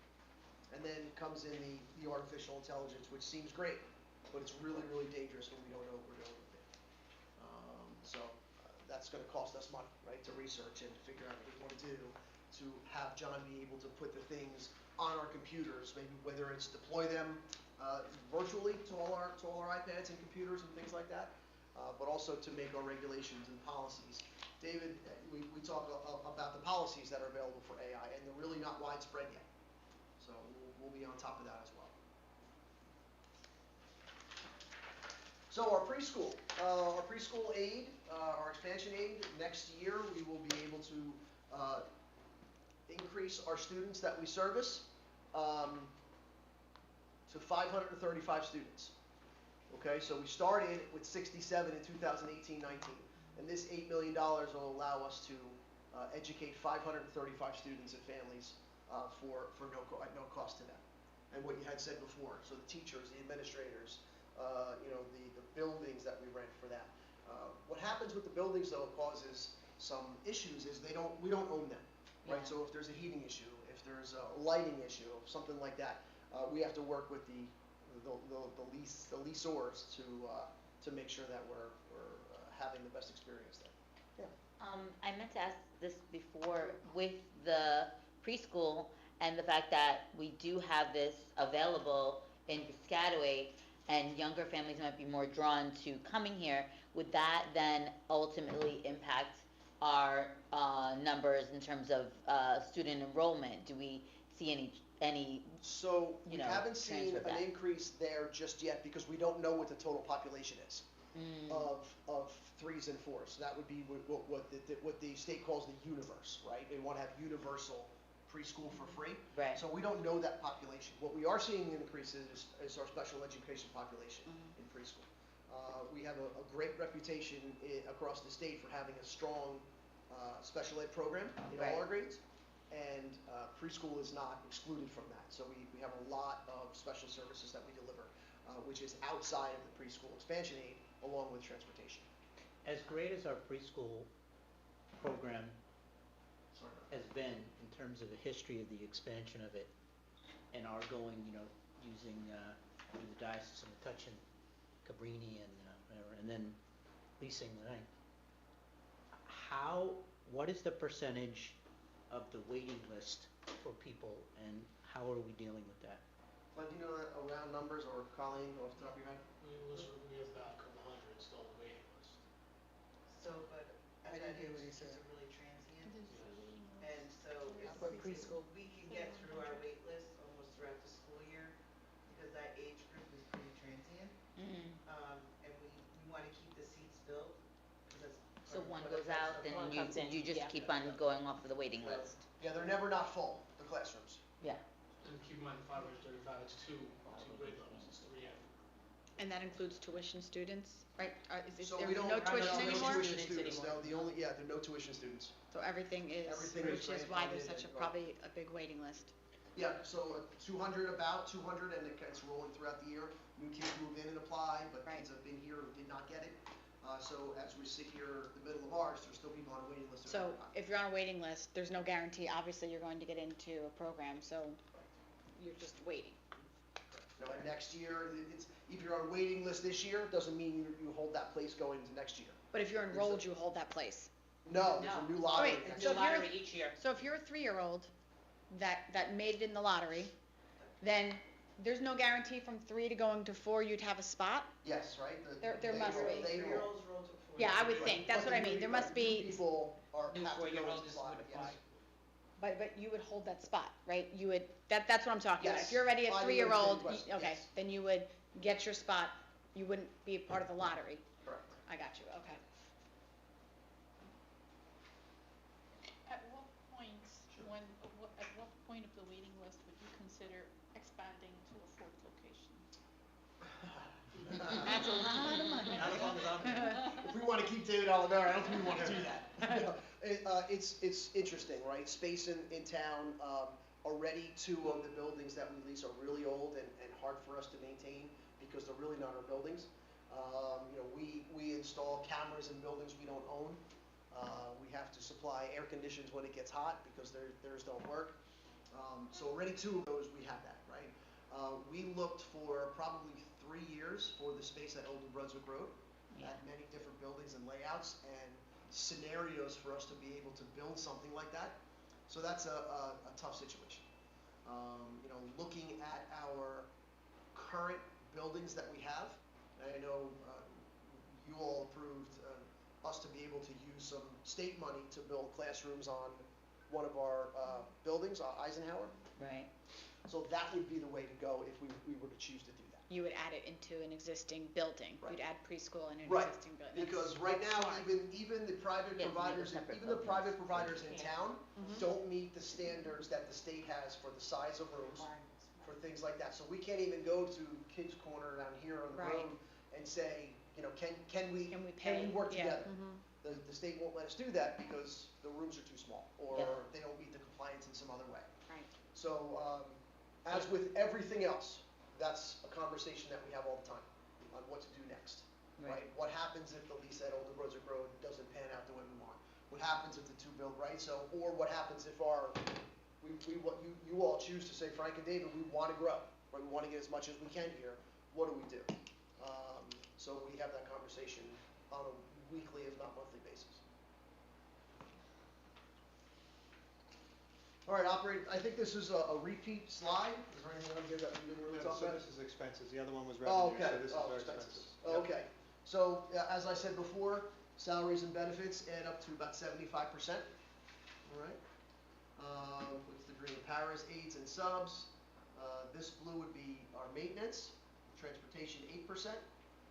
Is that normal, David, or is that high? Like, is that normal for a district our size? I think it's normal for a district our What's size. the transportation? Yeah. You know, a smaller town, yeah, it's all dependent on how far your community is from the schools. In a smaller town, by nature, they're gonna be, and so they may not even be eligible for busing. You know, so a district like that, transportation cost is very low, but for our size, I think that's spot on. How much of that 8% is after-school activities, athletics? Pretty small portion. Pretty small, okay. All right, so we'll turn our attention to staffing for a couple of slides. Right, staffing requests are renewed annually. We ask the buildings and the supervisors to give us their staffing requests when they submit their budgets. And what we try to do is, again, maintain class sizes. The K-3s, we try not to go, we don't go over 25, but we try to maintain it a little smaller than that. And our 4 to 8, 22 to 28 students per class. And our high school, again, depending on the program, depending if it's a single class or multiple classes, we judge and figure out what we can do in that way.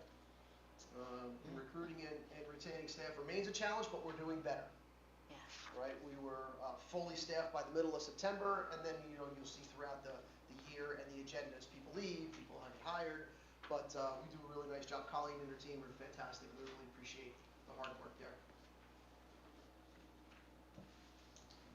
All right, so staffing costs, benefits, like I had said before, about 73% of our budget. We try to remain as efficient as we can, even though we have this state money. As David said before, we're not just going to go out and spend this state money on 8, 10, 12, 15 more staff members, because we know that money's not going to be there next year, right? So It's even not when guaranteed, right? yeah, even when we were in a situation last year where we thought we were going to get 300, we wound up getting 500 less. The cuts that we make, and still do, right, as trying to be as prudent as we can, are vacancies rather than people, right? So we try to really make sure that no one loses their job because we have to make cuts. And we've been successful so far with cuts that we've had to make. And that's kind of our philosophy. We're going to stick to that as much as we can. And again, David and I have been successful in that whole transition when we have to make recommendations based on staff members. Over the last couple of years, because of the budget cycles, we probably went down like 15 vacancies that we didn't have to. So they're out of the budget now. But they were vacancies, they weren't people. How much of a role does our breakage play? A lot, yeah. David could really, but he'll say that because of that, I'll go back, right? Because of this bullet right here remains a challenge, we have to hire people at a higher rate. So there's not as much breakage as you would think as we saw. What is Okay, for breakage? those 8 who years don't, what ago. is breakage? I'm sorry, breakage is if somebody retires making 95,000, and we bring somebody in step one, they're making 56,000. So $30,000 is breakage. and you do that, 30 times throughout the year or with bigger numbers, you'll make a lot, you'll save that money that last year you spent on salaries that you didn't have to spend this year. Okay. Right? That's the breakage in the salary that we would have spent. But because of the Yeah, no, teacher that's a great shortage, question. I should have you're, explained. yeah, you're hiring people which would normally maybe not as much, Right. because you need staff. But now, because we need staff and they're harder to find, we're hiring them at a higher rate, so a higher step they're wanting, things like that. And in many cases, we have to do it because we don't, there's nobody else. Right. So we're not seeing as much breakage time as we would have, as we have in the past. Did I get that right? Yep, we're good with that.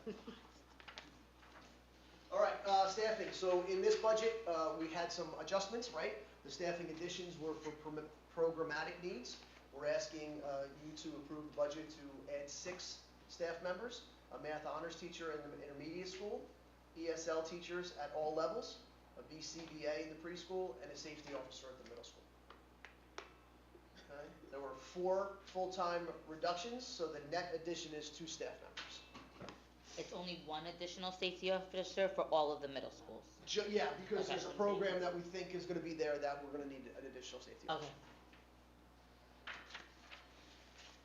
Right, so addition and subtraction, we're asking for 2 additional positions. And again, David used the phrase a couple of times, we're comfortable asking for this and putting this in the budget. And then That's just, where it is.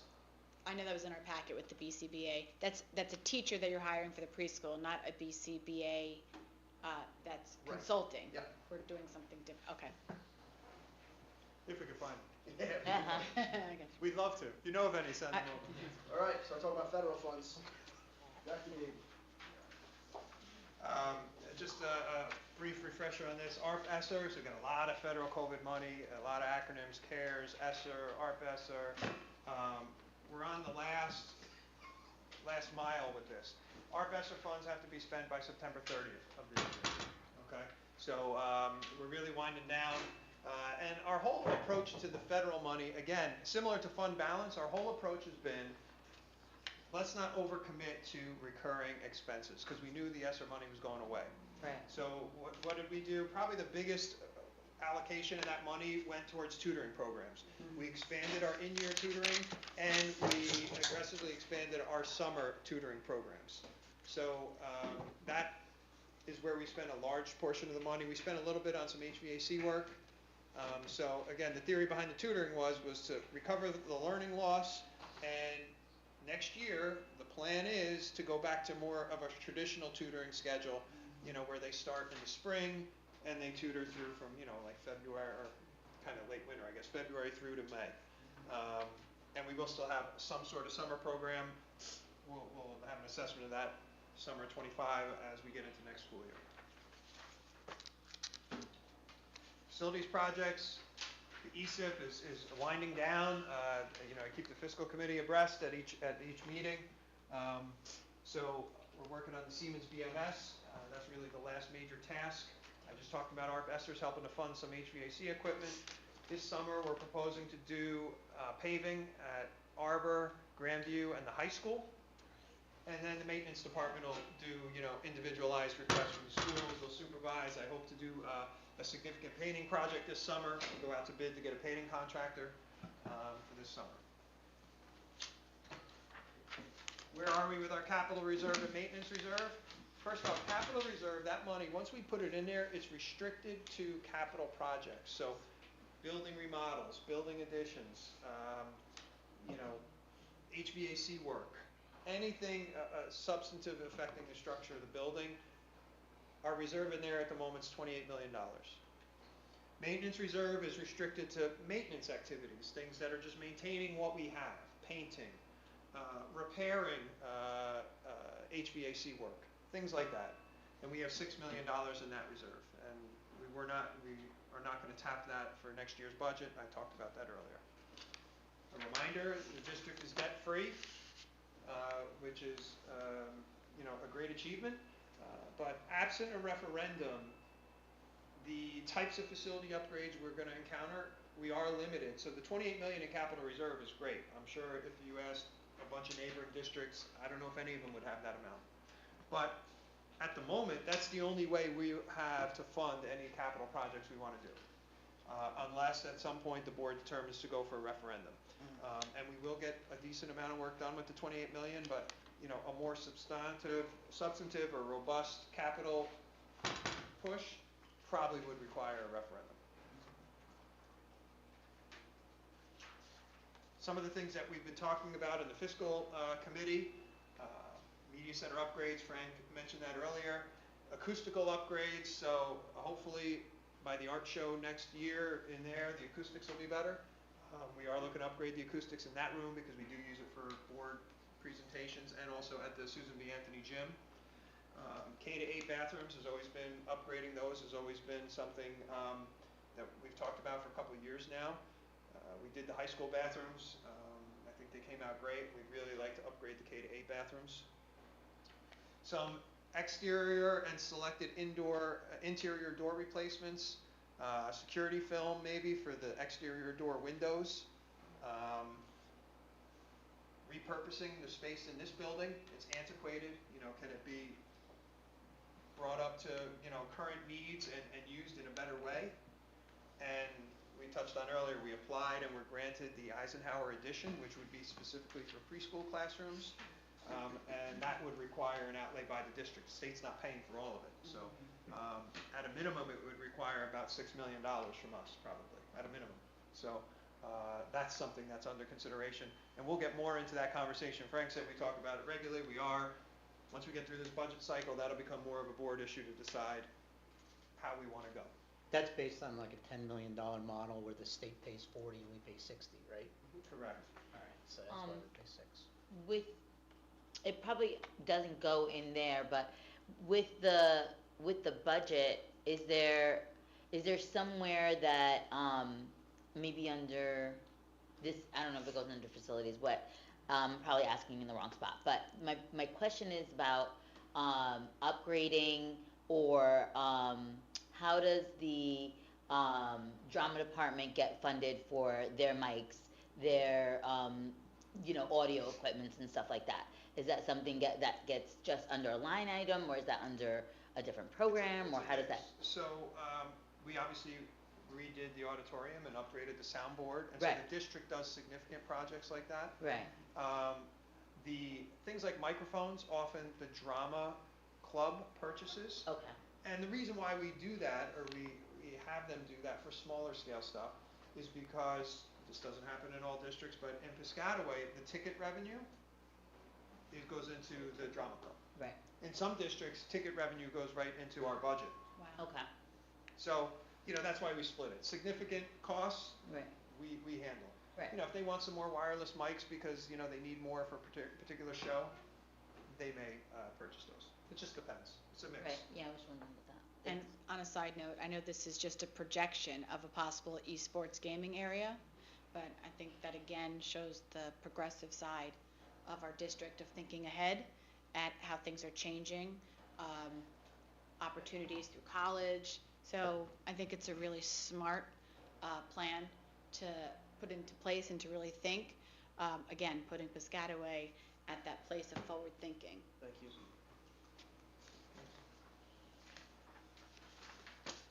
Ongoing challenges, not as big a deal this year, but there are always things to keep in mind. You know, salaries are increasing greater than 2%, which is a tax levy cap. We talked about the shortage of teachers. Health benefit costs, you know, always rise, and as more people shift into the New Jersey Educators Health Plan, which is a specific type of plan, they contribute less towards the cost of those expenses, which just means the district pays more. That's just how it works. Somebody's got to pay, right? So, you know, that hasn't hit us hard yet at all. It may. You know, I just try and put things out here that we need to be aware of. And when they become more of a red light issue, that's when you'll hear more from me. Now it's just, you know, putting the seed in your brain.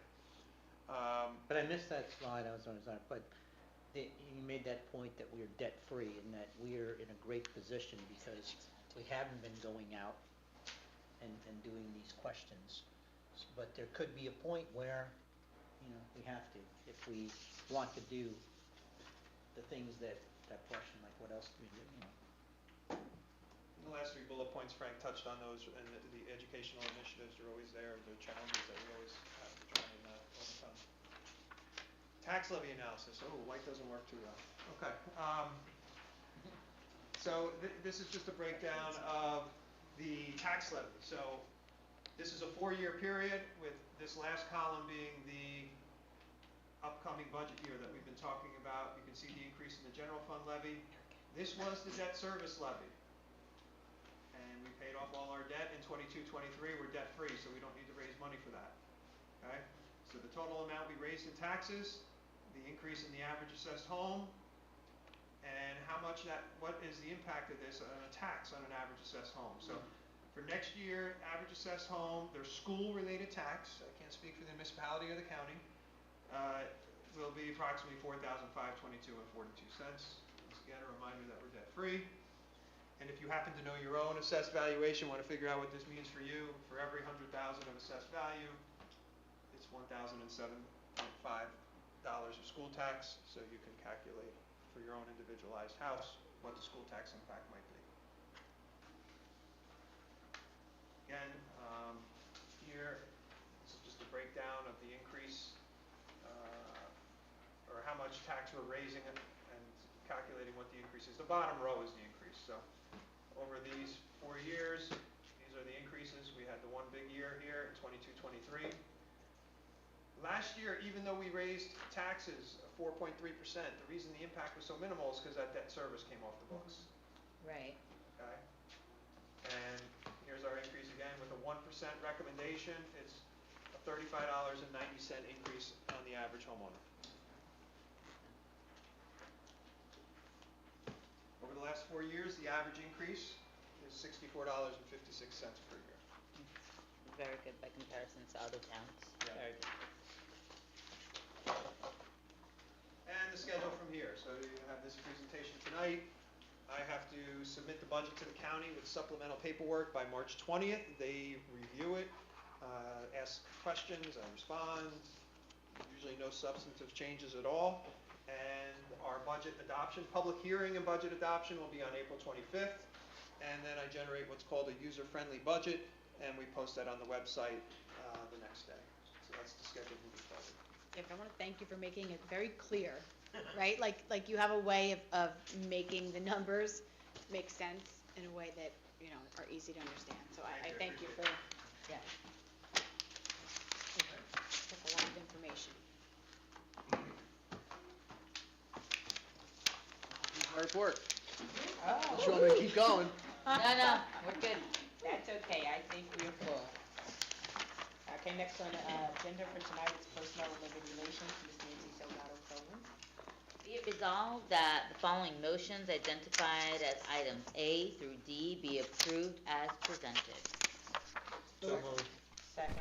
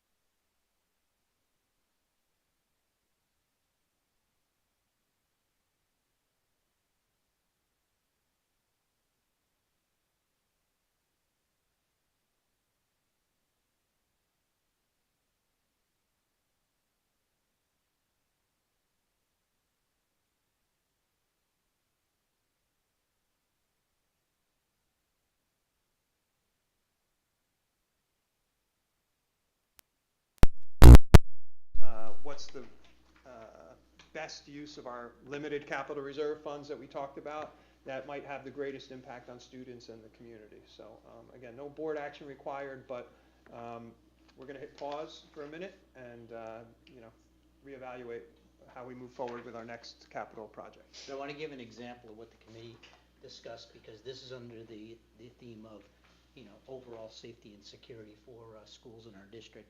And one thing that David's going to look into, which is a safety factor that is not that expensive, and you can see it here happening, is that he's doing an assessment throughout the schools of how many schools have shades like this, especially facing outwards towards parking lots and so on. And that, we feel, is a measure that we can take within the budget that provides another layer of safety in the form of a lockdown or something. So it's not like we're just walking away from this because, but it is an expensive, so we're not just walking away from it, we're thinking about other things we can do to add to our overall safety and security of our schools. Thanks. Thank you. Next, we have policy and legislative, Mrs. Smith. The Policy and Legislative Committee met on March 6, 2024, to discuss updates to various policies and recent legislative developments.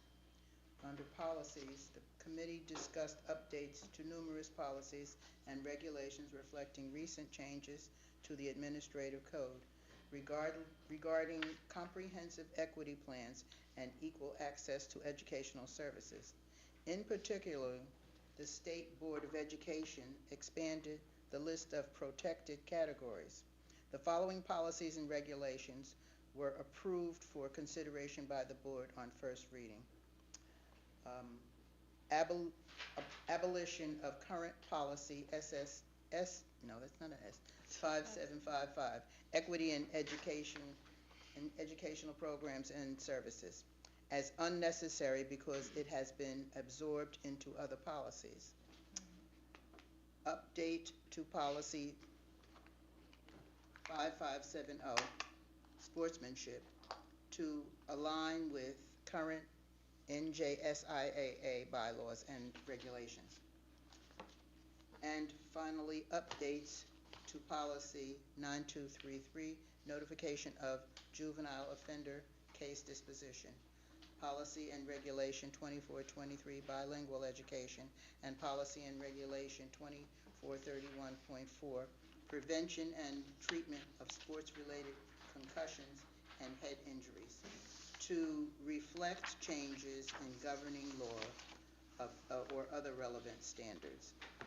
Under the legislative category, Mr. Rubin briefed the committee on recent legislative developments, most notably a bill establishing the New Jersey Educator Evaluation Review Task Force to review evaluation requirements for teachers and administrators.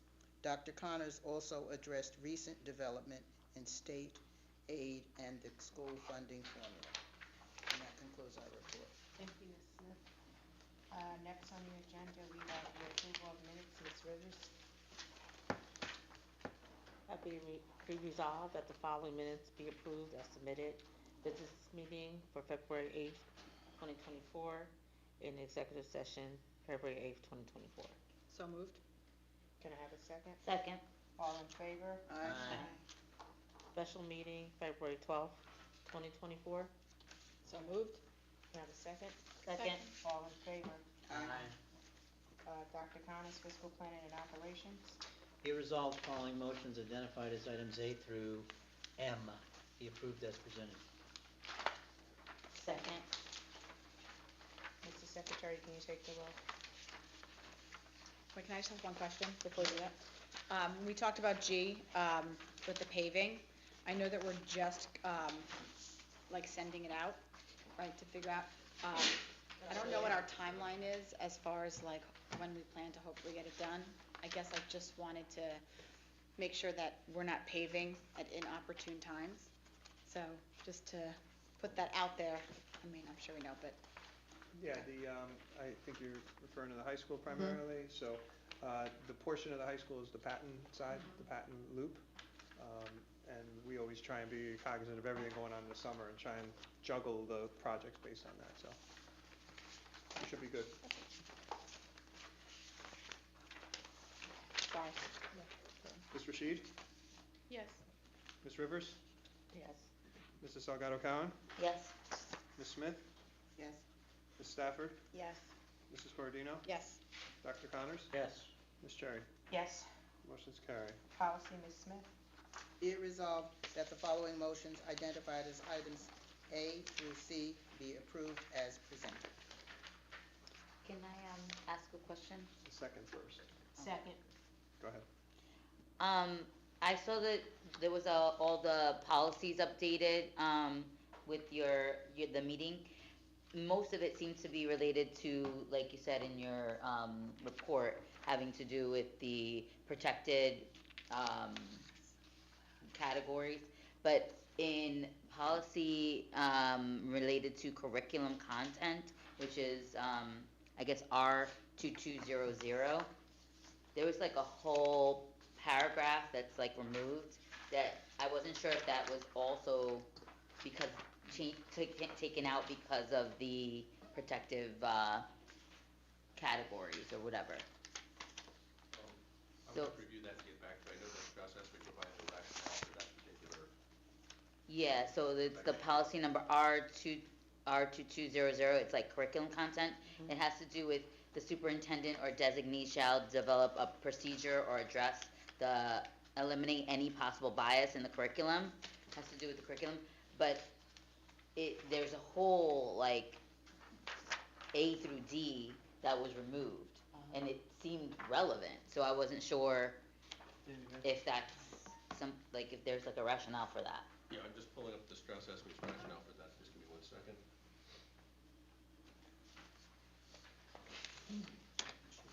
What they say is the only revision in that policy is the removal of the list. So what they did was, in all these previous policies, they had a specific list of protected categories, which Right. is a fairly limited list. What happened was, the State Board of Education, at their meeting last summer, said, we're gonna sweep into that the entire list of protected categories under the law against discrimination, which is a couple dozen or more. And what Strauss Esme did is say, because that's such a moving target, and they may be adding even more to those, we're just gonna take out the entire list here and just simply incorporate by reference whatever those protected categories are in the law against discrimination. So it looks Right. like, on the one hand, they're removing protected categories, actually they're adding them by incorporating by reference a whole other law that has a lot more in them. So is that what's up at the top of that, where it says on the bias of protected categories, reference the NJ blah, blah, blah, blah, blah? Right. Okay. It's actually increasing the number of protected categories, not decreasing them. It's just that it doesn't have it doesn't bulky enumerate into the each one. actual, Yeah, they said there's so many of them, we're just gonna make it easier. We're just gonna say whatever's in that other law is protected here without going through all of them. Okay. It would be a couple dozen.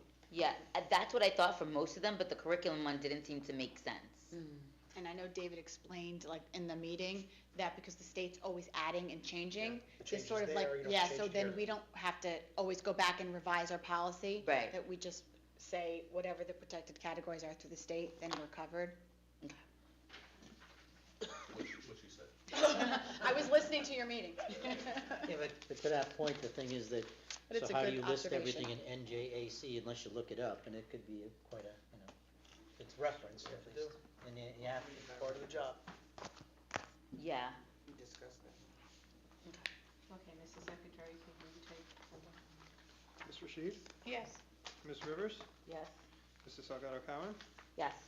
Ms. Smith? Yes. Ms. Stafford? Yes. Mrs. Cordino? Yes? Dr. Connors? Yes. Ms. Cherry? Yes. Motion's carried.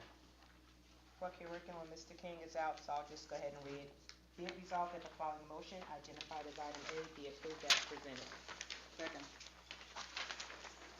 Mrs. Secretary, can you take the roll? Ms. Rivers? Mrs. Salgado Cowan? Yes. Ms. Smith? Yes. Ms. Stafford? Yes. Mrs. Cordino? Yes? Ms. Rashid? Yes. Dr. Connors? Yes. Ms. Cherry? Yes. Motion carries. Pupil Services, Ms. Cordino? Be it resolved that the following motions, identified as items A through C, be approved as presented. Second. Mrs. Secretary, can you take the roll? Mrs. Salgado Cowan? Yes. Ms. Smith? Yes. Ms. Stafford? Yes. Mrs. Cordino? Yes. Ms. Rashid? Yes. Ms. Rivers? Yes. Dr. Connors? Yes. Ms. Cherry? Yes. Motion's carried. Administrative and auxiliary, Ms. Stratford. Be it resolved that the following motions identified as items A through C be approved as presented. Second? Mrs. Secretary, can you take the roll? Ms. Smith? Yes. Ms. Stafford? Yes. Mrs. Cordino? Yes. Ms. Rashid? Yes. Ms. Rivers? Yes. Mrs. Salgado Cowan? Yes. Dr. Connors? Yes. Ms. Cherry? Yes. Motion's carried. Old business. Anyone with any old business? Uh, Dr. Madam- Connors? Madam Secretary. Madam President. Madam President. Yes. New Jersey School Board Association Board Certification sessions. The good news is that you need 16 credit hours, and we've been doing two hours at a time. We're halfway there. And we always pick topics, and so we need to schedule our 5th session, which would get us from 8 to 10 credits out of 16 to keep going towards that, the 16 that you need. And I took a look at the topics that we've covered from, the field services we're going through. My recommendation is that we cover next the board's role in policy and governance by policy. I think going into this so that's what I'm recommending we do. And I'll contact our field representative. I'll try and get some dates, and so look for an email from me for April, so that we have our next session, and it'll be on policy. Okay? Thank you. Thank you, Tom. Yep. Anyone else with any old business? Any new business? I have new business. Just want to make an announcement to all of you to formally invite everyone in the community.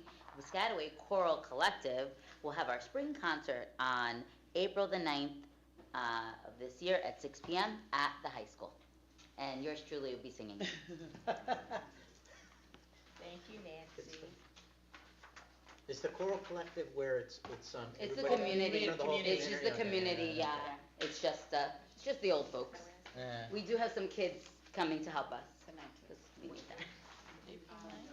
Yes, April 9th. Yeah. Sounds good. I'll come hang out with you. All right, thank you. Okay, anyone else want to extend the meeting any longer? Sorry. I had that. We already know. Sorry. I had Okay. Can I have a motion for adjournment? Motion? Have a second? Second. All in favor? Aye. We are adjourned. Ms. Smith, you were right on with 9:30.